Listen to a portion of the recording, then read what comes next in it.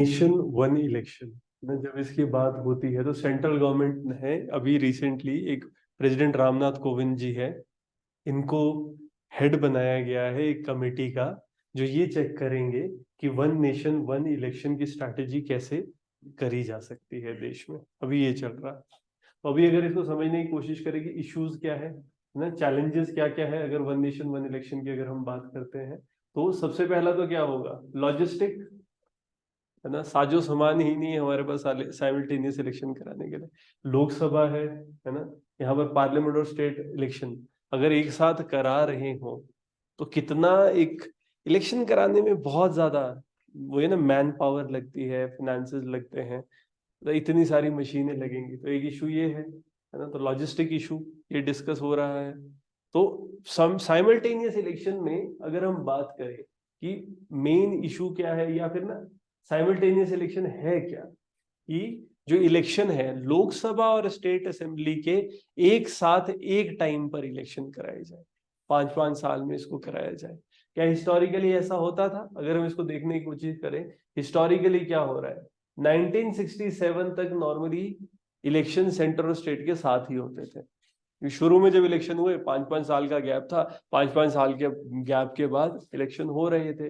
लेकिन फिर क्या हुआ, 67 के बाद ये मिसअलाइन होने लगे थोड़ा इलेक्शन पहले कुछ जगहों के, वही ना कि जब कुछ लोकसभा असेंबलीज थी वो डिसॉल्व हो गई पहले, तो फिर धीरे धीरे क्या होने लगा कि ये टाइमिंग जो सिमिलर थी वो अलग अलग होने लगी। आजकल क्या है, कुछ ही स्टेट्स है, जैसे आप देखोगे आंध्र प्रदेश है, अरुणाचल, उड़ीसा, सिक्किम, यहीं पर एक सिंक्रोनाइज्ड वे में इलेक्शन हो रहा होता है, बाकी जगह पर नहीं। फायदे क्या होंगे इसके, अगर हम कहें कॉस्ट इफेक्टिव है, ठीक है ना, ये लागत प्रभावी है। एक ही बार जब आप एक जगह ले जा रहे हो, जैसे हम देखेंगे ना, इससे मनी की सेविंग बहुत हो सकती है। एडमिनिस्ट्रेशन, जैसे होता है इलेक्शन के लिए सिक्योरिटी फोर्सेस लगती है, एडमिनिस्ट्रेशन सरकार के इतने लोग हैं जो इलेक्शन करवा रहे होते हैं, तो वो सब भी एक ही बार है ना, तो हमारे एडमिनिस्ट्रेशन के लिए आसान होगा, एक बार लोगों को किया सेलेक्ट, फौज लाई, करवाए, और उसके बाद अपना काम शुरू कर दिया। पॉलिसी इंप्लीमेंटेशन में हेल्प हो सकती है, क्योंकि हम क्या देखते हैं कि नॉर्मली क्या कैंपेन्स में लोग बिजी हो जाते हैं, जो शासन है। इवन देखो ना, यहाँ पर स्टार कैंपेनर आ रहे हैं, प्राइम मिनिस्टर उठ के आ रहे हैं रैलियों में स्पीचें देने के लिए, तो उससे हो क्या रहा है, जो हमारी पॉलिसीज जो बनाई थी, गवर्नमेंट ने जो काम करना था वो बीच में रुक जाता है। गवर्नमेंट की कॉन्टिन्यूटी रुक जाती है इलेक्शन के टाइम पर। क्यों? मॉडल कोड ऑफ कॉन्डक्ट लग जाता है। अगर आप इस चीज को देखो कि केंद्रीय शासन है ना, गवर्नेंस की कॉन्टिन्यूटी में हम क्या बात कर रहे हैं, कि जब मॉडल कोड ऑफ कॉन्डक्ट लगता है उस टाइम पर ये कब होगा, जिस दिन से इलेक्शन की डेट निकाल दी जाती है, उस दिन से लेकर कब तक, जब तक इलेक्शन का रिजल्ट नहीं आता, तब तक क्या होगा, कोई भी इंपॉर्टेंट डिसीजन नहीं लिया जा सकता। ठीक है, तो इस वजह से क्या होगा, गवर्नेंस की जो कंटिन्यूटी है वो प्रश्न चिन्ह में आ जाती है। काम ही नहीं होते, बहुत इंपॉर्टेंट काम लटक जाते हैं, कोई भी मेजर डिसीजन नहीं लिया जा सकता कि वो इम्पैक्ट करेगा आपके इलेक्शन के ऊपर, है ना। साइमल्टेनियस इलेक्शन करने से क्या होगा, जो पॉपुलिस्ट पॉलिसीज होती है, जैसे हम कह रहे होते हैं ना कि ऑटोमेटिकली पॉपुलिस्ट पॉलिसी में हम क्या बात करते हैं कि ज्यादा लोगों को जो अट्रैक्ट करे चीजें, कुछ ऐसी पॉलिसीज, क्या इलेक्शन से पहले पॉपुलिस्ट पॉलिसीज लाई जाती है? ऐसा कहा जाता है कि इलेक्शन होने, जैसे 4 साल बोले सरकार का, पहले साल है ना जो उन्होंने बोला होता है उसको थोड़ा ठीक करने के लिए, सिस्टम लाने के लिए 3 साल काम करती है, जो लास्ट 5th ईयर होता है बोले उसमें वो फ्रीबीज बांटना शुरू कर दिए, बेनिफिट देना शुरू कर देती है। क्यों? ताकि लोगों को आखिरी 6 महीने में इलेक्शन से पहले गवर्नमेंट्स बहुत खर्चा करती है। तो इससे हो क्या रहा है, बहुत पॉपुलिस्ट पॉलिसीज आ रही है ना, तो गवर्नेंस में कंटिन्यूटी नहीं हो पाएगी, तो लोक भवन नीतियों का कार्यान्वयन होता है। इसके अलावा अगर हम कहेंगे कि फोकस्ड गवर्नेंस नहीं हो पाती, है ना, अगर ये होगा तो फोकस्ड गवर्नेंस रहेगी कैसे, फोकस्ड गवर्नेंस कैसे हो पाएगी, अगर हम देखेंगे ना कि जो लोग हैं, तो कैंपेन्स की वजह से काम में डिसरप्शन नहीं आएगा, नहीं तो बार बार कैंपेन्स में लोग जा रहे हैं और ब्रेक हो रहा है। एक डिस्कॉर्ड, पॉलिटिकल डिस्कॉर्ड की जब हम बात करते हैं, जिस टाइम पर इलेक्शन हो रहे होते हैं उस टाइम पर कॉन्फ्लिक्ट्स बढ़ जाते हैं, है ना। इलेक्शन के टाइम पर वही कि जो अपोजिशन है वो क्या करेगा, हर चीज पे नो कॉन्फिडेंस मोशन, कोई सही पॉलिसी भी आ रही है उसको भी क्वेश्चन कर रहे होते हैं, ठीक है। तो पॉलिटिकल डिस्कॉर्ड बहुत ज्यादा बढ़ने लग जाते हैं, तो ये चीज कम रहेगी, है ना। इसके अलावा हम कहेंगे इलेक्शन मैनिफेस्टो है। ऐसा माना जाता है कि अगर सेंटर और स्टेट के इलेक्शन ज्यादा मतलब एक ही टाइम पर होंगे, तो उस टाइम पर जो चुनावी घोषणा पत्र है, चुनावी घोषणा पत्र को लोग ज्यादा फॉलो करेंगे, ठीक है। क्यों? क्योंकि ज्यादा स्ट्रिक्टली इसको फॉलो किया जाएगा, क्योंकि जो प्रोमिसेस है दोनों इलेक्शन के लिए आप एक साथ कर रहे हो, तो ये लोगों के मतलब आइडियाज है कि पैसा कम लगेगा, खर्चा कम होगा, है ना, और जो गैप है वो कम होंगे। लेकिन फिर वही है कि इसके इशू क्या क्या है ना। अगर हम देखें काउंटर आर्ग्यूमेंट्स जो इसके अगेंस्ट हम कह रहे हैं, पहला तो फिजिबिलिटी कंसर्न्स है ना। हमारा जो कॉन्स्टिट्यूशन है, कॉन्स्टिट्यूशन क्या स्टिपुलेट करता है, आर्टिकल 83 2 और 172 के अंडर जो इंडियन कॉन्स्टिट्यूशन ये डिक्लेयर करता है लोकसभा और स्टेट असेंबली टेन्योर क्या है, 5 साल। डिसोल्यूशन क्या पहले हो सकता है, नो कॉन्फिडेंस मोशन पास किया जा सकता है। कोई भी इंसान अगर चाहे तो वो ये ना कि डिसॉल्व करने के लिए डिमांड हो सकती है, कभी कभी प्रेसिडेंट रूल लग सकता है। इन सब सिचुएशन, जैसे ये लोकसभा के लिए और स्टेट असेंबली में प्रेसिडेंट रूल लग सकता है, तो वहां पर क्या होगा, जैसे आर्टिकल 356 है ना, यहाँ पर असेंबलीज का डिसोल्यूशन, इस सब से अब कैसे अगली बार दोबारा से इलेक्शन करा जाए, अगर किसी का टेन्योर जल्दी खत्म हो गया, अब रिमेनिंग टाइम में क्या किया जाए, ये एक मतलब कॉन्स्टिट्यूशनल इशू की तरह देखा जा सकता है। इसके अलावा अगर हम देखेंगे कि अमेंडमेंट्स, इसमें आपको अमेंडमेंट्स करनी पड़ेगी, संशोधन करने पड़ेंगे, कहाँ कहाँ पर, रिप्रेजेंटेशन ऑफ पीपल एक्ट 1951 है ना। इलेक्शन कमीशन है, उसकी फिजिबिलिटी रिपोर्ट में ये चीज डिस्कस की गई थी कि जैसे कॉन्स्टिट्यूशनल अमेंडमेंट्स जो लानी पड़ेगी उसमें इशू आएगा, तो representation of people act amend करनी पड़ेगी, तो एक ये इशू रहेगा। फर्दर फेडरलिज्म की हम बात करते हैं, ठीक है, संघवाद, ये चैलेंज हो जाएगा। कैसे? आर्टिकल 1 क्या कहता है ना, आर्टिकल 1 कि हम यूनियन ऑफ स्टेट्स हैं, वो इंडिया को यूनियन ऑफ स्टेट की तरह देखते हैं। इस कॉन्सेप्ट में हम क्या बात करें, एक यूनिफाइड नेशन जहां पर ना संघवाद है, सेंटर और स्टेट के बीच में एक कनेक्ट है, वो कहीं ना कहीं डिसरप्ट होने लगेगा। क्यों? क्योंकि देश सेंट्रलाइज होने लगेगा। यूनियनिस्टिक टेंडेंसीज जो हम कहते हैं, सेंट्रलाइजिंग टेंडेंसीज, वो यहाँ पर बढ़ सकती है, तो फेडरलिज्म कहीं ना कहीं क्वेश्चन हो जाएगा। इसके अलावा जो हमारे इलेक्शन सिस्टम है, इलेक्शन में हमारे कुछ मेरिट्स हैं। क्या मेरिट्स हैं? जैसे लोग फ्रीक्वेंटली मिलते हैं, जब भी इलेक्शन होता है ना, तो उसमें उस समय पर बार बार मतदाताओं से संपर्क होता है। इलेक्शन से पहले मतदाताओं से संपर्क होने का फायदा क्या है? बंदा जब हमारे पास आएगा वो डिस्कस करेगा कि सर प्रॉब्लम ये है, मतलब आपको क्या प्रॉब्लम फेस कर रहे हो मेरे को बताओ, मैं देखूंगा, कोई दिक्कत आएगी हमारे पास आना। जब भी वोटिंग से पहले बंदे आते नहीं है, बोलना आपने कोई दिक्कत होगी, तो ये जो चीज है वोटर इंटरेक्शन, क्या ये कम हो जाएगी? ठीक है, वो नहीं होनी चाहिए। इसके अलावा अगर हम देखेंगे सेग्रीगेशन का, स्टेट और नेशनल लेवल पे जो इलेक्शंस हैं, अभी भी क्या होता है, स्टेट इश्यूज स्टेट इलेक्शन में प्रोडोमिनेट करते हैं, लोकल इश्यूज लोकल इलेक्शन में प्रोडोमिनेट करते हैं। क्या ये चीज चैलेंज हो जाएगी? ऐसा कहा जाता है, बहुत ज्यादा क्वेश्चन किया जाता है, जैसे ना रिपोर्ट्स ही कह रही है कि बहुत बड़ी पॉसिबिलिटी है कि जो लोकल मुद्दे हैं वो सामने नहीं आएंगे, ठीक है ना। और जिसे वेव कहते हैं, क्योंकि सेंटर की वेव, जो सेंट्रल इशू है वो डोमिनेट कर जाएंगे स्टेट इश्यूज को। और ये देखा जाता है कि ना, ये डिस्कस किया जाता है कि ऐसा हो सकता है कि जो सेंट्रल पार्टीज हैं, क्योंकि वो ज्यादा इन्फ्लुएंस में होंगे उस समय पर, लोकल पार्टी उस टाइम पर कम रिप्रेजेंटेशन ला पाएगी, तो ऑटोमेटिकली क्या हो रहा है, एक पार्टी की रिप्रेजेंटेशन, लोकल इश्यूज है वो कम हो रहे हैं। फिर लॉजिस्टिक और फाइनेंशियल इम्प्लीकेशंस, कैसे, हम इतनी ईवीवी पैट, क्या हमारे पास है, साइमल्टेनियस इलेक्शन के लिए 30 लाख इलेक्ट्रॉनिक वोटिंग मशीन चाहिए होंगी, इतने ही voter verifiable paper audit machine चाहिए होंगी, नहीं है अभी अवेलेबल। फिर जैसे अगर आप बजटरी इम्प्लीकेशंस की बात करोगे, तो यहाँ पर एक बात डिस्कस हो रही है कि एस्टिमेटेड है कि सब्सटैंशियल बजट ये 9,284.15 करोड़ है, ये लगेगा अगर इतनी ईवीएम और वीवीपैट बनानी है।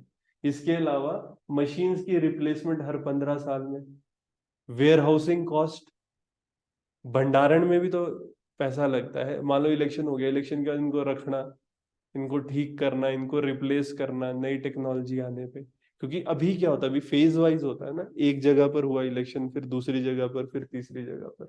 इसमें क्या होगा, फिर इलेक्शन हमारा एक साथ होना है, तो वहां पर फिर ये इशू आएगा, इतनी सारी ईवीएम बनाना, फिर पॉपुलेशन क्या एक्स्ट्रा नहीं लग जाएगी, वो भी तो लगेगा, और इतना पैसा खर्चा करना। इवन तो हम कह रहे हैं कि बाद में साइमल्टेनियस इलेक्शन से वो ओवरऑल कम होगा, बट इमीडिएटली तो इतना पैसा लग जाएगा, ये भी। इसके अलावा जब हम बात करते हैं कि वोटर बिहेवियर और अकाउंटेबिलिटी पे क्वेश्चन हो जाएगा, मतदाता का व्यवहार, क्योंकि होता है ना कि साइमल्टेनियस इलेक्शन में नॉर्मली इंसान जिसको सेंटर के लिए दे रहा होगा, पॉसिबिलिटी है कि स्टेट में भी उसी को देगा, तो स्टेट इश्यूज बैकफुट पे आ जाएंगे, स्टेट की पॉलिटिकल पार्टीज, रीजनल पार्टीज कम हो जाएंगी। अभी है नेशनल इश्यूज प्रिवेल करेंगे, है ना। बाकी इश्यूज ब्लेंडिंग की हम बात करते हैं, जो हमारे नेशनल इश्यूज है इन्हें डाइल्यूट हो जाएंगे, ऐसा भी कुछ जगह पर माना जाता है कि जो, है ना, कन्फ्रंटेशंस हो रही है स्टेट और सेंटर के बीच में। और हाँ, स्टेट को तो सीधा ही बोला जा रहा है ना कि एक ऑटोमेटिकली स्टेट इश्यूज कम डिस्कस होंगे। फिर पॉलिटिकल अकाउंटेबिलिटी है, यहाँ पर क्या होता है, ज्यादा इलेक्शन से लोगों को ज्यादा मिलना पड़ता है, ज्यादा बार वो अकाउंटेबिलिटी दिखानी पड़ती है, स्पेसिफिकली ग्रास रूट लेवल पे लोकल लोगों से मिलना पड़ रहा है। जैसे आपने देखा होगा ना, खुद ही देख लो, एमएलए को जरूर आपने देखा होगा, एमएलए जरूर आया होगा अगर आप घर पे रहते हो। एमपी चलो फिर भी कम आए क्योंकि वो नेशनल लेवल पे होते हैं ना, एमएलए तो काफी ज्यादा मतलब लोगों से मिलते रहते हैं, तो ये पॉलिटिकल अकाउंटेबिलिटी लोगों की कम हो जाएगी। तभी हमने डायरेक्ट इलेक्शन रखे हैं, तभी first pass the post system रखा है। क्यों, हम जाके उसको अकाउंटेबल ठहरा सकते हैं उस इंसान को। अगर एक प्रोपोर्शनल रिप्रेजेंटेशन की भी बात होती है ना, हमने चलो लोकसभा राज्यसभा में सिंगल ट्रांसफरेबल रखा है, अदरवाइज कुछ जगह पर क्या होता है, लोग पार्टी को वोट करते हैं, फिर पार्टी की लिस्ट होती है, उसमें से लोगों को चूज किया जाता है, उनको मेंबर्स बनाया जाता है। इशू क्या होता है, वो लोकली लोगों से नहीं मिलते फिर, ठीक है ना, फिर पार्टी की एलिजियंस ज्यादा होती है। हमारे यहाँ पर इंसान डायरेक्ट, हम किसको वोट करते हैं नॉर्मली, देखना पार्टी को कि बंदे को। ऑब्वियसली चलो पार्टी भी एक रोल प्ले करेगी, तो बट ज्यादा इंपॉर्टेंट रोल किसका होता है, बंदा कौन खड़ा है, ठीक है, वो कैसा है, तो वो चीज खत्म हो सकती है। बाकी काउंटर आर्ग्यूमेंट क्या है, जैसे अगर आप देखोगे इसके, और, है ना, इसके अलावा जैसे लोक डेमोक्रेसी और फ्लेक्सिबिलिटी, हमारे यहाँ पर जैसे नो कॉन्फिडेंस मोशन की फ्लेक्सिबिलिटी है, वो क्वेश्चन हो रही है। ठीक है, नो कॉन्फिडेंस मोशन नहीं हो पाएगा, क्योंकि अब कैसे हटाना, हटाएंगे तो फिर रिमेनिंग पीरियड के लिए कौन होंगे, फिर अनडेमोक्रेटिक इंटरिम सॉल्यूशंस आ जाएंगे। जैसे हम कह रहे हैं ना कि अगर कोई इंसान वेट कर रहा है इलेक्शन के लिए, जैसे होता है लोकसभा लोकल बॉडीज में 6 महीने से कम पीरियड अगर बचता है तो लोकल बॉडीज 6 महीने तक वेट करती है। तो कहीं ऐसा हो सकता है अननेसेसरली प्रेसिडेंट रूल को एम्प्लॉय करके रखा जाएगा उस छोटे पीरियड के लिए, तो अगर प्रेसिडेंट रूल लगाए तो ज्यादा कंट्रोल किसके पास है, सेंटर के पास है, तो ये प्रश्न चिन्ह लग जाएगा। ठीक है, एक इनइक्वालिटी रिप्रेजेंटेशन बायस हम कहेंगे, जो सिलेक्शन है कैंडिडेट का, कहीं ना कहीं किस चीज पे होगा फिर, कि विनेबिलिटी पे, है ना, तो जेन्युइन रिप्रेजेंटेशन है ना, वो प्रश्न चिन्ह लगेगा। इसके अलावा पॉलिटिकल सेंटिमेंट की अगर हम बात करते हैं, जो हमारे गवर्नमेंट के चांसेस अगर हम एक ओवरऑल जब हम कहते हैं कि जो इलेक्टोरल है कैसे मेंटेन होना चाहिए, राइट डिमांड ये गवर्नमेंटल चेंजेस के लिए कर पाए, इंसान गवर्नमेंट को प्रश्न चिन्ह लगा पाए, ये रिस्ट्रिक्ट हो रहा है। ठीक है ना, जब भी हमारे यहाँ ऐसा होता है अगर हमको गवर्नमेंट के ऊपर प्रेशर डालना है तो चैलेंज करने लग जाएंगे, अपोजिशन वाले नो कॉन्फिडेंस करने लग जाएंगे, वो चीज खत्म हो रही है। एक जो हम डाइवर्स पॉलिटिकल रिफ्लेक्शन की बात करते हैं कि रीजनल पार्टीज आएगी, है ना, वो खत्म हो जाएंगी। ठीक है ना, बाकी रिस्टोर करने के लिए साइमल्टेनियस इलेक्शन क्या करना चाहिए, कौन लोग डिस्कस कर रहे हैं एक साथ चुनाव करने के लिए, तो हमारे यहाँ पर कॉन्स्टिट्यूशन क्या क्या रिक्वायरमेंट्स रहेगी। रिकमेंडेशन आपकी लॉ कमीशन की है, ये 2018 में आया था, इन्होंने कॉन्स्टिट्यूशन और लीगल अमेंडमेंट्स की बात करी थी। ये क्या कह रहे हैं कि साइमल्टेनियस इलेक्शन को रिस्टोर करने के लिए अमेंड करो एक्ट ऑफ 1931, और दूसरा रूल्स और प्रोसीजर जो लोकसभा और स्टेट लेजिस्लेटिव असेंबली के, उनको भी चेंज करना पड़ेगा। दूसरा, एक डेफिनेशन डिफाइन करना पड़ेगा जो साइमल्टेनियस इलेक्शन है ना, government of India act of 19 representation of people act 1935 में जो इसके सेक्शन 2 है, इसमें क्लियरली डिफाइन करना पड़ेगा कॉन्सेप्ट क्या है, और इसमें क्या होगा, नो कॉन्फिडेंस मोशन है, इसको भी आपको मॉडिफाई करना पड़ेगा। जब अविश्वास प्रस्ताव आ गया उसमें क्या होगा फिर ना, ये vote of no confidence through alteration in the rules.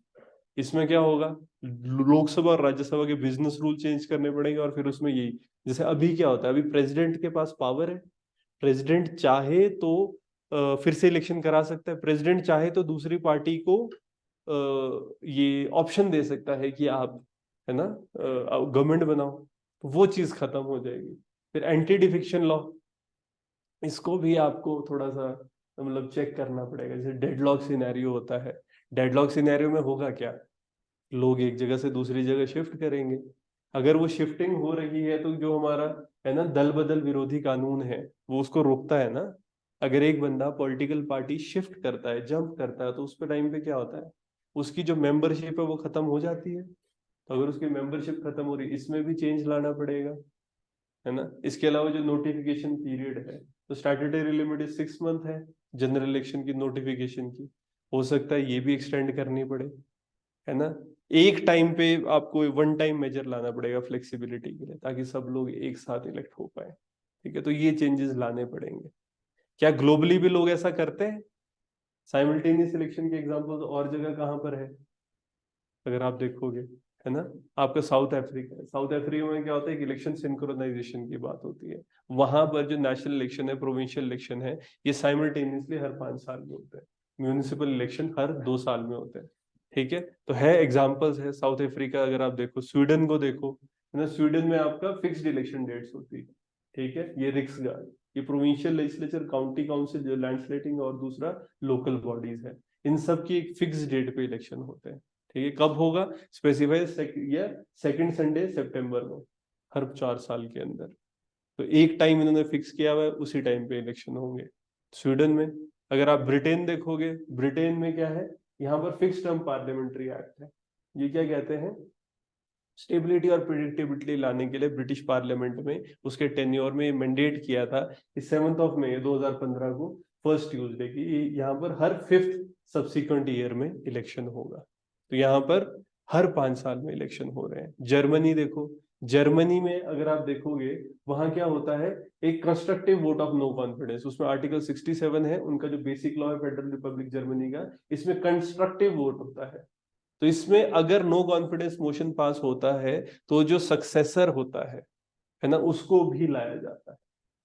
पिछले को हटाएंगे बट एक सक्सेसर गवर्नमेंट को साथ में लाते हैं।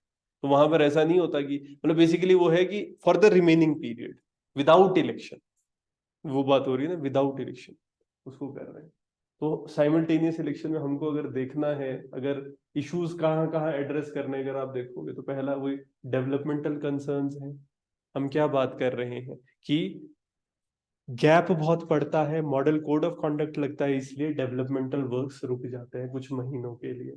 ठीक है, तो इस पर डिलिब्रेशन करना जरूरी है कि जो मॉडल कोड ऑफ कॉन्डक्ट है वो कैसे अप्लाई किया जाए।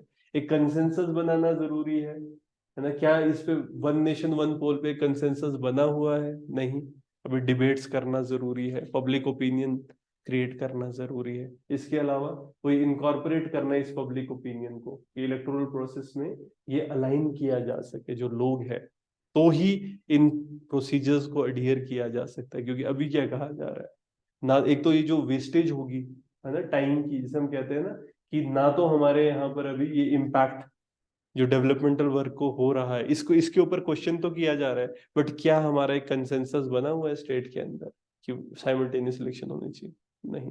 तो हाँ, गवर्नमेंट एक सही डायरेक्शन, राइट डायरेक्शन में काम कर रही है। कमेटी बना दी गई है, कमेटी अपनी रिकमेंडेशंस देगी। ऑटोमेटिकली उसके बेसिस पे क्या होगा, जो लोग हैं, लोग भी इसको डिस्कस करेंगे, और जब इस पे डिस्कशन होगा तो फिर इस पे फाइनली हो सकता है कि करना चाहिए कि नहीं करना चाहिए।